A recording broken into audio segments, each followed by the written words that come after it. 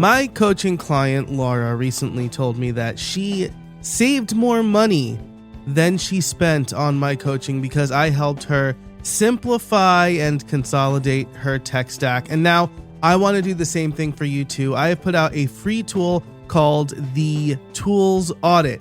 It will help you determine what tools you use, how much you're paying, where you can consolidate and eliminate to simplify your small business tech stack. You can go to streamlined.fm/tools to get your free tools audit today. That's streamlined.fm/tools. Earlier this year, I spoke at PodFest 2026, and it was a blast. I gave a talk about not letting AI do your work for you. You can see episode 515 to get a little bit more of that. I also got to spend time with my brother who works at Disney World. Now, for an extrovert like me, conferences are life-giving. I love meeting new people, having great conversations, and learning things that make my business and me better. I also love going to Disney World. My brother's worked there for like 15 years now. And, I guess I'm a Disney adult, but whenever I go to a conference in Orlando, I bake in a couple of extra days to hang out with him at the parks. And I don't even necessarily need to do rides or shows or anything like that. If there's something new, I'll check it out. But I just like being in the parks. Now, between the long conference days and the long Disney days, by the end of that week, I was beat. 40-year-old me definitely doesn't bounce back as well as 25-year-old me. I was excited to go home. But when I got to the airport at 3:30 for my 5:45 flight, it got delayed until 6 p.m., then 7 p.m., then 9 p.m. We didn't end up taking off until after 10 p.m. And I was super bummed at first, but there was nothing I can do about it. I realized that this was forced downtime for me. And that's what I want to talk about today. Hey everybody, welcome to another episode of Streamlined Solopreneur. My name is Joe Casabona, and my mission is to help solopreneurs take time off in their business without feeling guilty or stressed that their business might crumble. I have done this successfully for several years, and this was a shining example of something that more solopreneurs need to do. So like I said, I was stuck with nothing to do, and I realized that this was forced downtime for me. I was in the airport. I could not go anywhere else. My brother had left, and I wasn't going to call him back, especially if something miraculous happened and my flight suddenly got undelayed. And I was leaving the chaos of a long trip to go back home where a different chaos awaited me. The chaos of a house with small children, 3 small children, who were just getting over being sick. This made the airport a chaos buffer for me. I was forced to be in a place for 6 hours before taking off and going home. So I decided to make the most of it. I headed to a restaurant, I did some reading, I did some writing, and I actually ended up making friends with 2 other stranded travelers. While I didn't get home until 3 a.m. and I was extremely tired, I was actually grateful for that forced break. If I got word about a multiple hour delay before I left for the airport, I would have ended up doing something more strenuous. Now, that something more strenuous would have been staying at Magic Kingdom longer or doing something else. But the point is that I was forced into this chaos buffer. Instead, I got a little bit of extra time to myself. And this is great because we have a lot going on right now. I basically came back from a 2-week break. I had 1 week of work before going to Orlando for this conference. And now we're starting to enter a busy season at school, all while I'm trying to catch up on work. This forced chaos buffer was important to me because we all need downtime. Something else I tested at the conference and in a poll I sent to my mailing list was the idea that I help solopreneurs take several weeks off throughout the year. I have done this successfully multiple times. In fact, I took 4 breaks of at least 1 week each in 2025, which was also my best fiscal year to date. In testing this line on people, I was shocked by the strong reaction that I got from them. They said things like, "Oh, I could never do that," or "Business owners don't take time off," or I just got a straight up no. There was a point in my lifetime where going on vacation meant actually taking a vacation because you couldn't bring your work with you, where being unreachable was a good thing. It's really a shame to me that the idea of not taking my laptop on a family vacation is met with people saying, "Oh, good for you," and not, "Why would you? Why would you take your laptop on a family vacation? Why would you want the temptation of working when you're supposed to be spending time with your loved ones?" But I also completely understand this sentiment. For a long time, I feel like I couldn't take time off either. And yes, I really do protect my vacation time. I understand that taking time off is better for you in the long run. It will make you a better worker because you're not constantly on. You're not constantly risking burnout. You're giving your brain a rest, just like you need to give your muscles a rest when you do a physical workout. There is research. My friend Kat Mulvihill shared this with me. So did Megan Meganson when she came on my show to talk about sabbaticals. There is research that shows you that you see real big benefits when you take at least 2 weeks off. But there are people who will say, I can't take time off. I don't want to take time off. Hustle is a badge of honor for them. Someone straight up said to me, "I never ever want to go anywhere without my laptop." And I've got to tell you, that is so sad.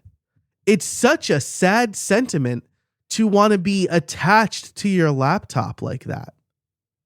I don't even want to leave the house with my phone some days. I want to be fully present in the life I'm trying to live. But like I said, there was a time in there where I felt I couldn't take time off either. It was after I left my full-time job, which, by the way, when I was at my full-time jobs, I was very clear about taking actual time off. There were 2 times I can really remember where, when I worked at the University of Scranton, on my first day of vacation, my boss emailed me and said, "Joe, if you have downtime," and I just deleted that email. I cannot tell you what the rest of that email said. Because I'm like, I'm not going to have downtime. I am on vacation. And then there was a time when I was taking paternity leave at the agency I worked at, where a project manager put something on my calendar during paternity.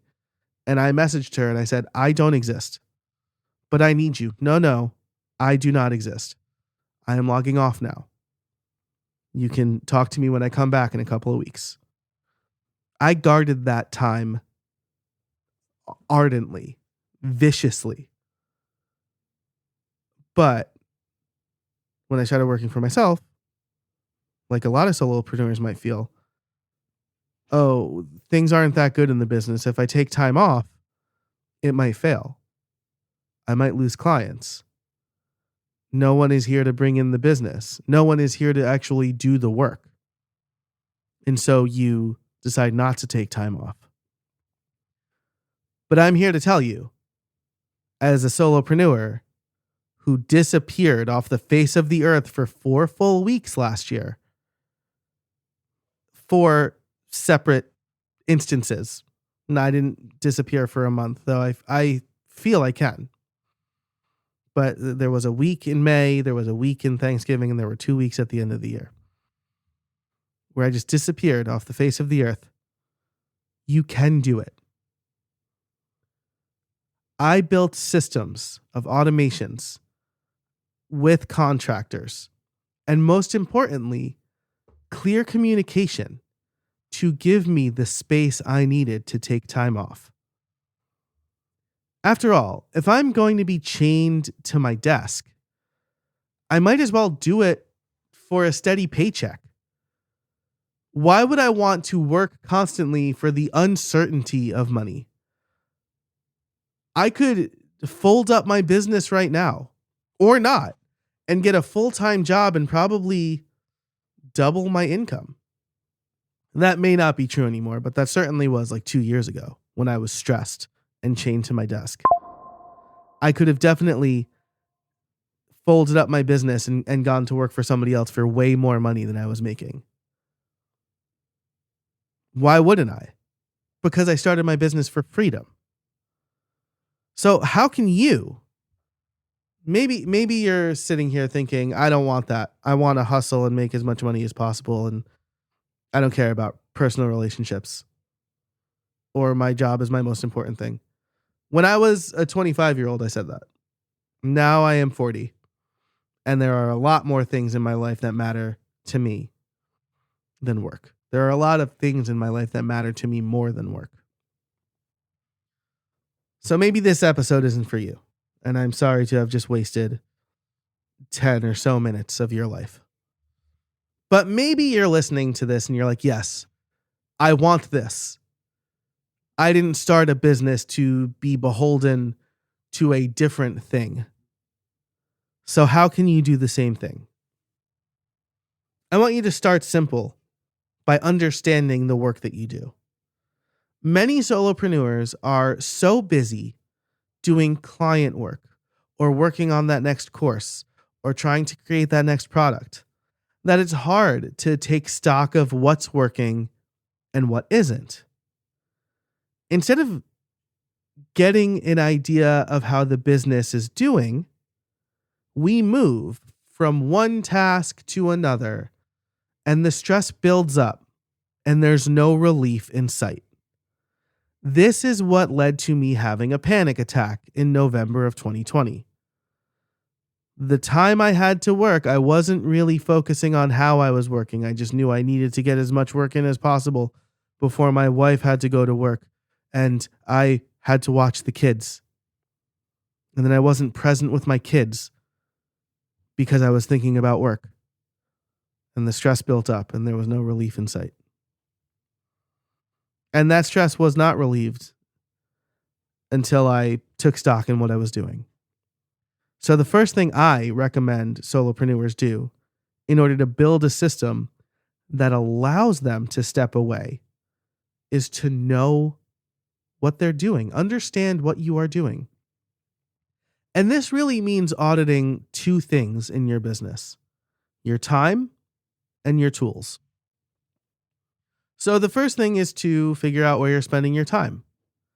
I like to tell people to make a list of everything they do throughout the course of a week. This will give you an idea of where you're actually spending your time, and you can do it a few ways. First is sit down with a notebook and write out a list. Spend 20 to 30 minutes thinking about all the tasks that you do. Or you can go back in your task manager and see the things that you check off your list or the recurring tasks. Just write down all the stuff that you have to do for your business in a week. The other thing that you should do or could do is keep a notebook next to you and do some real-time documentation. As you move from task to task, write down what you do and how long the task takes you to do it. This will give you an idea of exactly how you're spending your time. A more automated way to do this is to use a time tracker like Toggle. I like the combination of writing out a list of everything I do and then also keeping a notebook next to me and writing down what I do. Because this will also help me or show me what I think about what I do in a week versus what I don't think of, right? Because it's easy to be like, oh yeah, I just do these 5 things. And then as you write things down, you're like, oh right, I didn't realize I do that. Oh right, I didn't realize I do that. And another really important thing as you do this exercise is write down everything, even the distractions. This is an honest look at how you're spending your time in your day. Sitting at our desk for 8 hours almost never yields 8 hours of work. So write down everything that you do while you're sitting at your desk, everything inside of your working hours. This will give you a good idea of how you're spending your time. And further, how to optimize how you spend your time. Because maybe you're like, oh, well, I'm doing a bunch of things that I don't actually have to do. The second part of it is understanding if your tools are helping you or hurting you. You should also determine what tools you're using and how much they cost and if they're actually useful. In episode 514, I talked about why gear and tools actually matter a lot. If you're spending your day fighting your tech stack or using something overly complicated, it wastes more time than it saves. Not to mention, it probably wastes some money too. When you audit your tools, you should do this. Make a list of all the tools you use and how much you pay for those tools annually. So if you're paying monthly multiply the monthly cost by 12. You know how math works. Make a list of all the tools you use and how much you pay for them annually. For each tool, answer 4 questions. Do you need it? Do you use it? Do you like it? And how would you rank it on a scale of 1 to 10, where 10 is the best? Armed with this list, you can determine a few things. What are the tools that you don't use and are therefore wasting money on?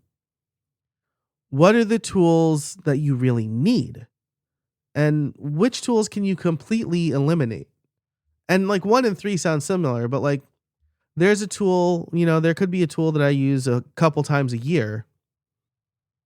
And maybe the way I'm wasting money on it is by paying for it annually instead of monthly and going month to month. This is what I do with Microsoft Office or Microsoft 365. I need it a couple of times a year. It doesn't make sense for me to keep paying for it monthly, and it doesn't make sense for me to pay for it annually. So I saved some money there. What tools can you eliminate? I realized, that I don't use Adobe Creative Cloud at all. And I was paying a ton of money for that. And so I eliminated it.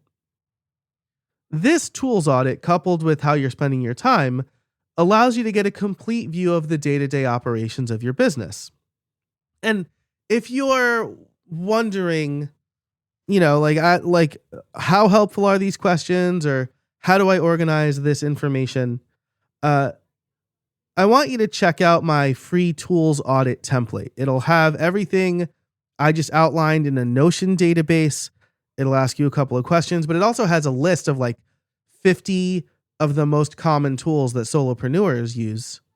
And so you can just check the ones off the list instead of having to compile that list yourself. So you can get that over at streamlined.fm/tools. That's a free tools audit template over at streamlined.fm/tools. Now, armed with all of this information, you can eliminate wasteful tools and tasks. You can use the tools that you actually use to automate tasks instead of performing them yourself.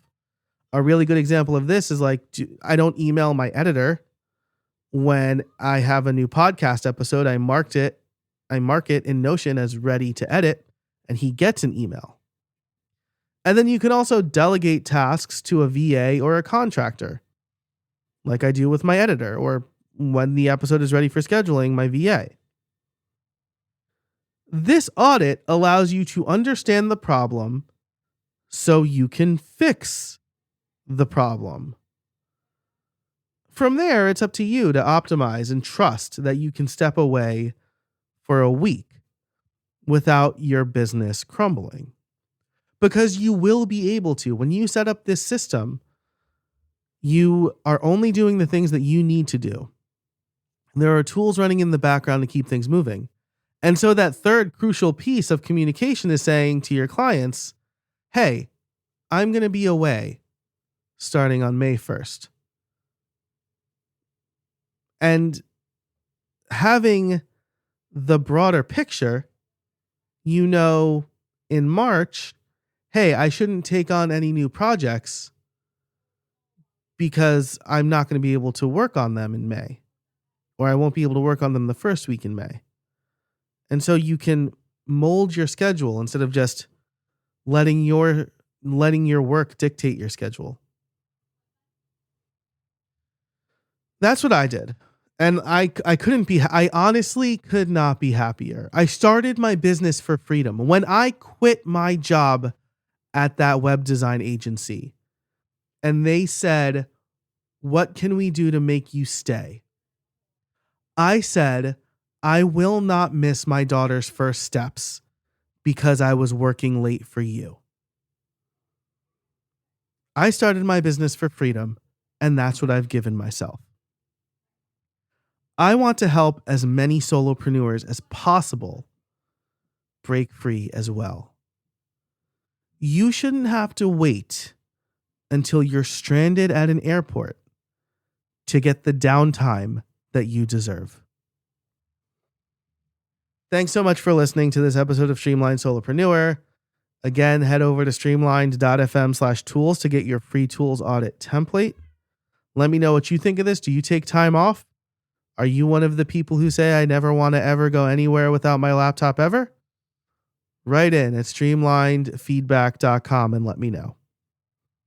Thanks so much for listening. And until next time, I hope you find some space in your week.